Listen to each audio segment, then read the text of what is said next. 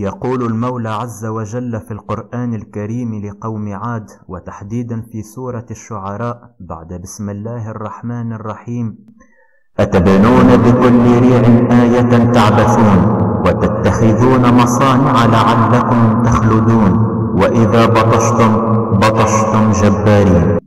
لا شك أن المتأمل في آيات الكتاب الحكيم يلاحظ أن قوم عاد يمثلون رمز التسلط والجبروت والسيادة على الآخرين، وهم كذلك رمز للعلوم والمعارف العظيمة والإنشاءات العملاقة. إن قوم عاد كانوا بمثابة قوة مادية عظيمة، قوة مستكبرة ظالمة كذبت آيات الله وعصت رسله.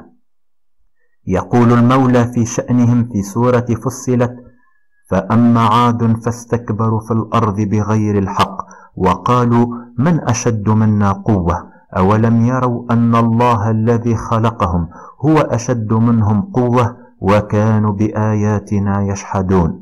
وهكذا وبسبب كفرهم وذنوبهم أهلكهم الله تعالى وأنزل عليهم غضبه فسحقوا وزالت حضارتهم وقوتهم من على وجه الأرض.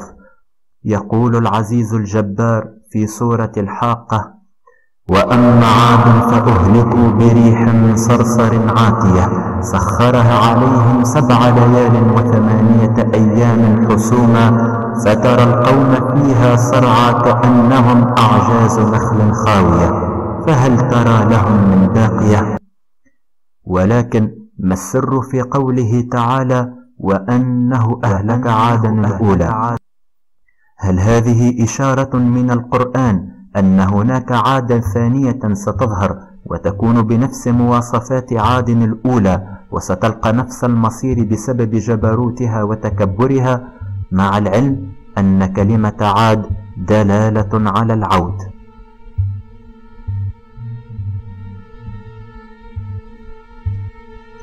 يكفي أن تمسك ورقة الدولار في يديك حتى ترى رمز السيطرة والرقابة والقوة، العين والهرم. إن الولايات المتحدة تسير على درب الجبارين الأوائل الذين سبقوها.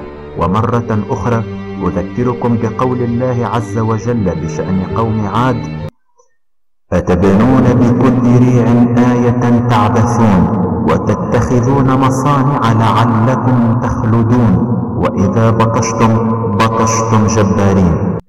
وكأن المولى يتوجه بالكلام إلى الولايات المتحدة، فهم بكل ريع يبنون منشآت ضخمة وناطحات سحاب وأبراجا تعانق عنان السماء، وهم قد سبقوا العالم في البحث العلمي وشيدوا المصانع واكتسبوا مهارة تكنولوجية مذهلة، وهم كذلك من أكثر الأمم بطشا وجبروتا، ابتداء من إبادة الهنود الحمر إلى إلقاء قنبلة ذرية على اليابان رغم استسلامها، كانت الأولى قنبلة هيروشيما.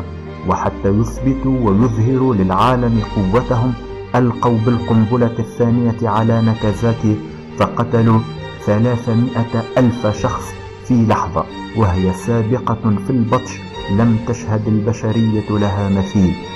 وازداد ظلمهم أكثر في كل بقاع الأرض، فقتلوا قرابة 4 ملايين فيتنامي وقتلوا 1.5 مليون عراقي، وقهروا العالم العربي بدعمهم دولة إسرائيل المجرمة. ولا يزال قادة الولايات المتحدة حتى هذا الوقت مهووسون بالعظمة والقوة، فقد قال بوش الابن من قبل: نحن أقوى دولة في العالم. واليوم يسعى ترامب والجنرالات العسكريين للولايات المتحدة إلى إعادة المجد والعظمة لها. إذا كان الأمريكيون هم جبابرة هذا الزمان ويمثلون عادا الثانية، فمن المؤكد حتما أنهم سيلقون نفس مصير عاد الأولى، حتى يكونوا عبرة وحتى يعلم الناس أن الكون كله بيد الله الجبار، الكل في قبضته ولن يفلت ظالم.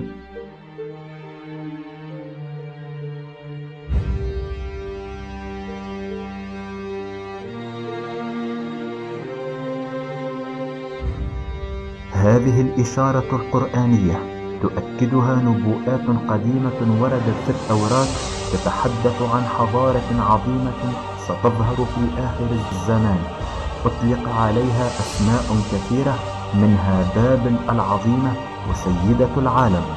وقد ذكرت هذه النبوءات نهاية مروعة لهذه الحضارة. فمثلا ورد في سفر الرؤيا الآتي: وسكب الملاك السابع كأسه في الجو، وحدث بروق ورعد، ووقع زلزال عنيف ما شهدت الأرض مثله بهذا العنف منذ وجد الإنسان، وانقسمت المدينة العظيمة 3 أقسام.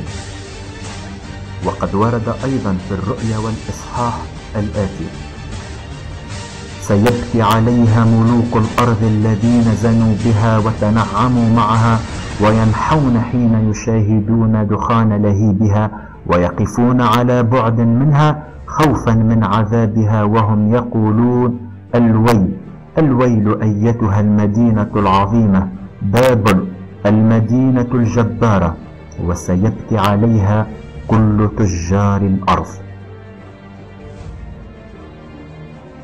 إن هذه اللفتة قرآنية، وهذه النبوءات التوراتية تجمد الدم في العروق، ولا تزيد المؤمن إلا خشوعا وتعظيما لربه، الله الذي بيده مقاليد كل شيء. فسبحان الله رب السماوات السبع ورب الأراضين السبع ورب العرش العظيم.